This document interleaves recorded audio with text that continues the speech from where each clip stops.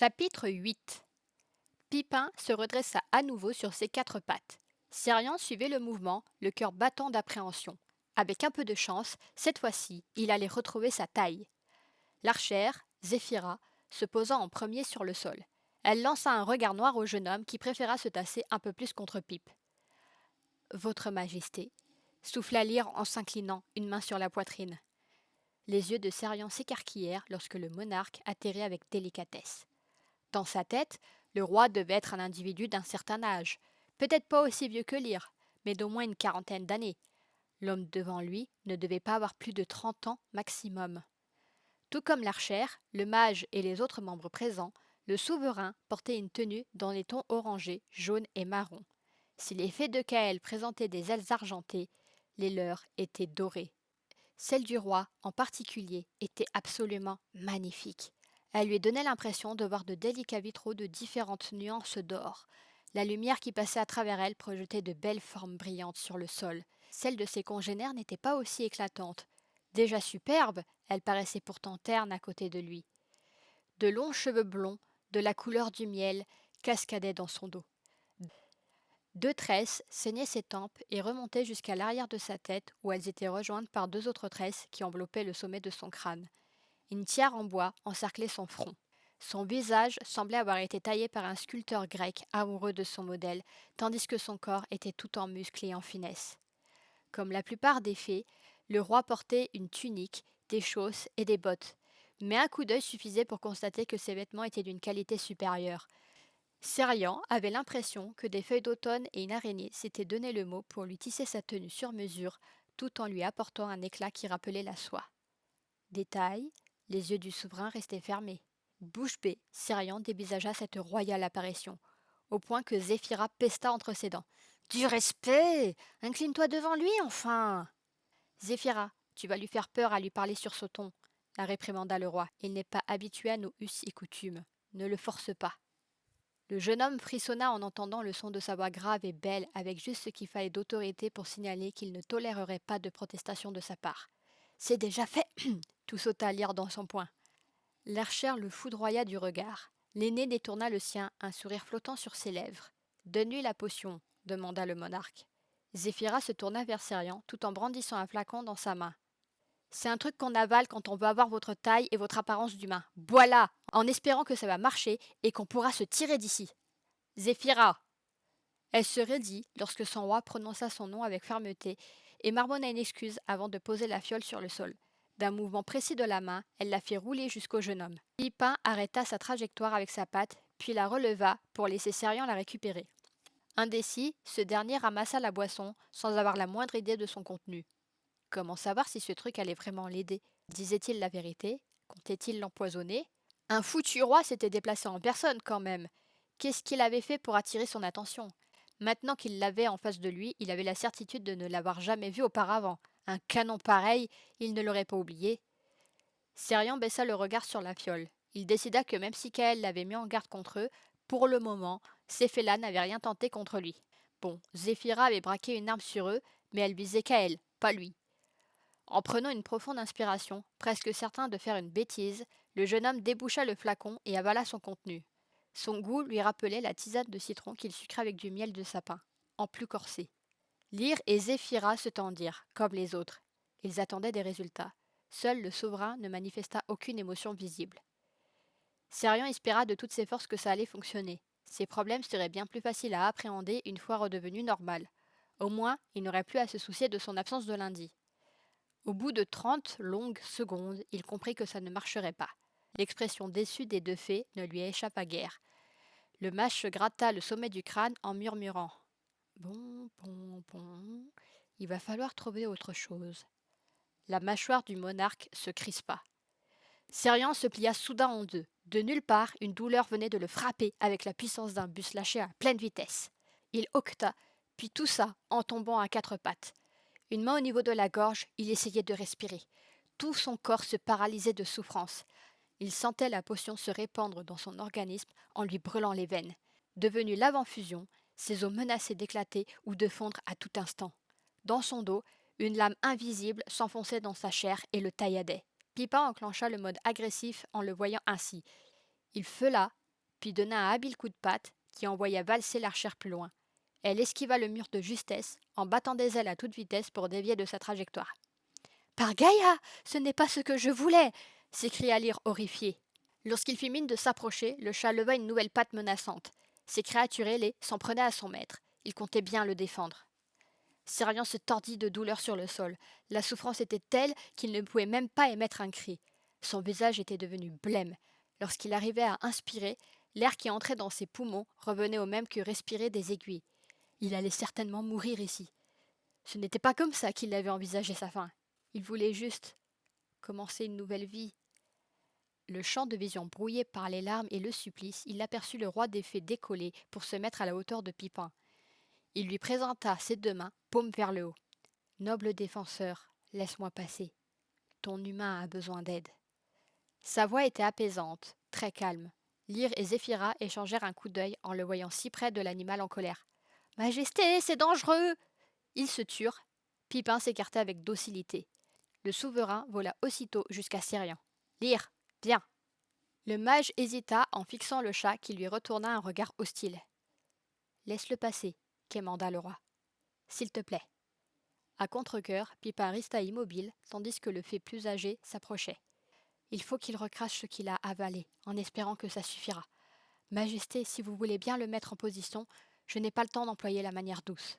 Incapable de pouvoir réagir, Sirian se sentit basculer sur le côté. Il se noyait dans un bain d'acide qui le grignotait, le rongeait partout, partout. Il n'arrivait plus à bouger de lui-même, ses muscles se contractaient en déclenchant d'horribles crampes. Il eut à peine conscience de Lyre qui agitait les mains en marmonnant des paroles incantatoires incompréhensibles. Le mage tendit soudain ses deux bras vers le jeune homme, envoyant dans sa direction un puissant jet de lumière verte qui l'enveloppa dans un halo pastel. Sirian hurla en sentant toute la douleur se mouvoir brutalement dans la même direction. Au lieu de se promener librement en lui, les langues de tourment qui le dévoraient se déplacèrent en même temps en direction de sa gorge. Sirian octa encore, avec le sentiment que du papier de verre venait de lui massacrer l'œsophage. Il gémit. La poigne du roi sur lui devint plus solide pour le maintenir sur le flanc. L'horrible sensation gagna sa bouche. Dans un sanglot de douleur, il vomit sur le plancher. L'impression d'étouffement commença à disparaître. La lave et les brûlures s'atténuèrent. Voyant qu'il retrouvait l'usage de ses membres, le souverain l'aida à se mettre à genoux, tandis qu'il continuait de régurgiter tout son saoul. Lorsque son estomac fut entièrement vidé, Sirian s'assit sur le sol, haletant, épuisé. Il tremblait de fatigue, encore sous le choc de ce qui venait de se produire. Un miaulement lui fit redresser la tête. Pipin le regardait, sa queue battant l'air avec inquiétude. « Ne t'en fais pas, mon noble défenseur. Je vais bien, chuchota-t-il d'une voix vacillante. Le roi tourna son visage vers lui, les sourcils froncés. S'il n'avait pas eu les yeux fermés, Sirian aurait juré qu'il était perplexe. Vraiment désolé, mon garçon, s'excusa Lyre en lui apportant une petite serviette mouillée. Je ne sais pas ce qu'il s'est passé. La magie autour de vous ne veut pas vous laisser redevenir comme avant. Ceci étant dit, jusqu'à aujourd'hui, on n'avait encore jamais essayé de faire boire une potion de fée à un humain. Avec reconnaissance, Sirian accepta le linge. Il le passa sur son visage avant de s'essuyer la bouche. Resté jusqu'alors près de lui, le roi se redressa soudain. Il nous accompagne. Pardon demanda Zéphyra comme si elle venait d'entendre une absurdité. Sa spontanéité la fit rougir lorsqu'elle réalisa qu'elle s'adressait au souverain. Elle s'inclina avec une référence. Pardonnez-moi, Majesté, mais est-ce bien prudent? Ce garçon va nous attirer des ennuis. Il connaît Kaël. Le monarque s'apprêtait à décoller. Il s'interrompit pour se tourner vers l'archère. Que veux-tu dire? Ils se connaissent. Je ne sais ni d'où ni comment, mais quand nous sommes arrivés, le commandant Kaël essayait de l'emmener avec lui et ce garçon n'avait pas l'air réticent à l'idée de le suivre. Elle a raison, approuva Lyre de sa voix posée. Zéphyra a menacé le commandant, ça a suffi pour que ce jeune homme s'éloigne de lui. Il avait peur, ça se voyait, mais il craignait plutôt pour la vie du commandant. Il tient à lui. Il a dit qu'il ne voulait pas qu'il soit blessé. En partant, Kaël a juré qu'il reviendrait le chercher. Il a dit ça en lui envoyant un baiser, renchérit l'archère. Plusieurs murmures d'approbation s'élevèrent dans les rangs des autres fées disséminées ici et là dans le grenier. Sans trop savoir pourquoi, Sirian se sentit rougir en les écoutant exposer ainsi leurs adieux. La fée semblait trouver ça absolument scandaleux. Une forme d'accusation visant Sirian était perceptible. Quant à Lyre, même si son ton n'incriminait pas du tout le jeune homme, celui-ci y discelait une inquiétude. Si nous voulons éviter des ennuis, laissons-le ici. On pourra chercher un moyen de le grandir depuis chez nous sans qu'il ne soit dans nos pattes. Ou au pire, est-ce si grave s'il part finalement avec Kael continua Zéphira. Ce dernier sentit un soupçon d'espoir naître en lui. Quitte à devoir rester une miniature, il préférait de loin être auprès de son petit ami ressuscité. Le visage fermé, le souverain conserva le silence un instant, le temps d'emmagasiner l'information. Ses sourcils se froncèrent. Il nous accompagne, répéta-t-il. Si je voulais l'abandonner aux mains du commandant Kael, jamais je ne vous aurais demandé de venir ici et d'empêcher les lunaires de l'emmener. Il n'est pas non plus question de le laisser seul, dans son état. La fée serra les dents, contrariée, puis s'inclina à nouveau. Lyre acquiesça, solennel. Il fit signe à 4 de ses compatriotes qui gagnèrent l'intérieur de la maison en passant par la porte du grenier. Mais je ne veux aller nulle part, protesta Sirian. Et mon chat? Si je m'en vais, qui va s'en occuper? Il maudit sa voix, qui sonnait trop tremblante et affaiblie après cet épisode douloureux. Toujours assis, le jeune homme tentait de faire bonne figure, tout en sachant qu'il n'arriverait même pas à se hisser sur ses jambes. Je ne crois pas t'avoir demandé ton avis, rétorqua le roi. Te laisser ici reviendra à donner le champ libre au commandant, il en est hors de question. Mais qu'est-ce que vous avez contre lui? Quant à ton chat, c'est un être indépendant, capable de se débrouiller. Néanmoins, je demanderai à quelqu'un de venir s'assurer qu'il va bien, continua le souverain sans répondre à son interrogation. Il se détourna à nouveau, puis décolla pour se mettre à la hauteur du museau de Pipin. Le chat, maintenant trop loin pour que Serian puisse entendre leur conversation, écouta le roi des fées avec attention. Ensuite, l'animal tourna la tête vers Serian, émit un miaulement doux, mais ne le rejoignit pas. Il n'attaqua pas non plus le souverain qui s'envola par la fenêtre, suivi par une bonne partie des autres. Désemparé, Serian chercha un visage amical ou un minimum allié parmi les fées restantes. Il rencontra le regard plein de compassion de Lyre. « Je suis désolé, mon garçon. Nous n'avons pas plus le choix que vous. » Les 4 fées qui étaient parties dans sa maison revinrent en tenant l'un de ses torchons. Elles le posèrent au sol, juste à côté de lui. Zéphira fit mine de s'approcher, mais Lyre l'arrêta d'un geste. Avec beaucoup de bienveillance, il aida le jeune homme à se mettre debout, puis le soutint jusqu'à ce qu'ils atteignent le milieu du tissu. « Vous ne pouvez pas voler, alors on fait comme on peut. Il vaudrait mieux que vous vous allongiez. » Résigné pour le moment, Serian obtempéra. Il était trop faible pour s'enfuir ou même se débattre. Peu après, chacune des fées attrapa l'un des coins du torchon et elles s'envolèrent. Le jeune homme grimaça en sentant le sol s'éloigner de lui. Même si elles tenaient fermement le tout, il craignait de bouger et de leur faire lâcher prise. La chute risquait d'être fatale.